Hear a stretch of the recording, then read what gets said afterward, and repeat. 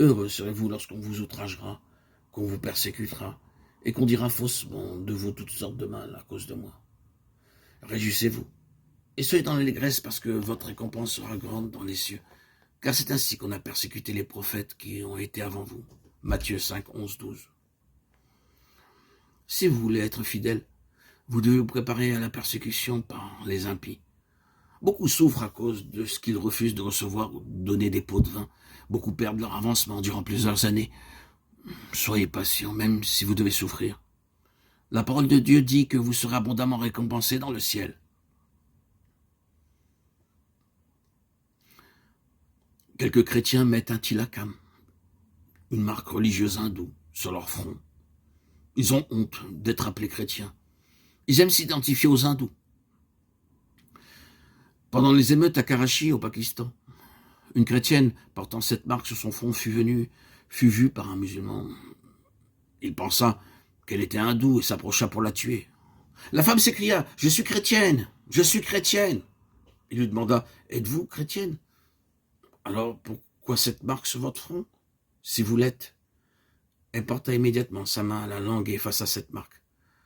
Beaucoup de chrétiens ont honte du nom du Seigneur Jésus-Christ. Ils ont peur de souffrir la persécution. Il en résulte que leur vie est stérile, honteuse, corrompue. Que le Seigneur nous prépare un bon sel qui non seulement donne du goût, mais qui manifeste une grâce et une compassion abondante pour notre entourage. Comme le sel de la terre, nous pourrons essuyer beaucoup de larmes et apporter la joie à beaucoup de foyers. Et ainsi, en chasser la tristesse et la misère. Dieu vous appelle à un tel ministère. Si vous vous humiliez et confessez vos péchés, le Seigneur Jésus vous lavera dans son sang et vous donnera une vie nouvelle. Avec cette vie, vous pouvez devenir comme le sel, donnant toujours un goût nouveau, une vie nouvelle et une nouvelle bénédiction, où que vous alliez. Ne crains point, je suis le premier et le dernier, le vivant. J'étais mort et voici je suis vivant, au siècle des siècles, je tiens les clés de la mort et du séjour des morts. Apocalypse 1, 17, 18. Le premier livre du livre de l'Apocalypse montre la gloire du Seigneur Jésus-Christ comme notre grand souverain, sacrificateur éternel.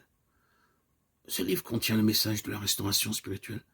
Toute perte peut être recouvrée si nous obéissons aux lois divines. Nous disons que Jean entendit derrière lui une forte voix et qu'il se retourna pour voir la voix qui lui parlait.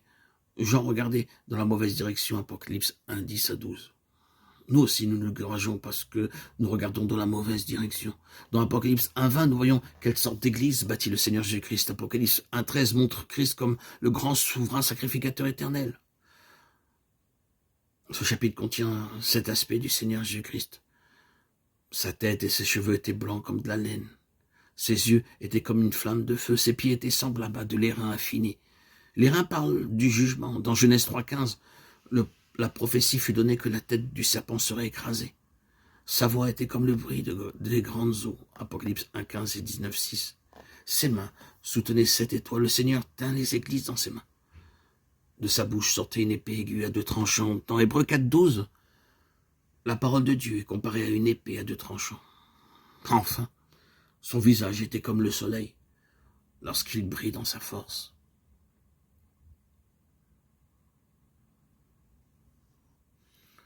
Le Seigneur donna à l'apôtre Jean une nouvelle révélation de lui-même.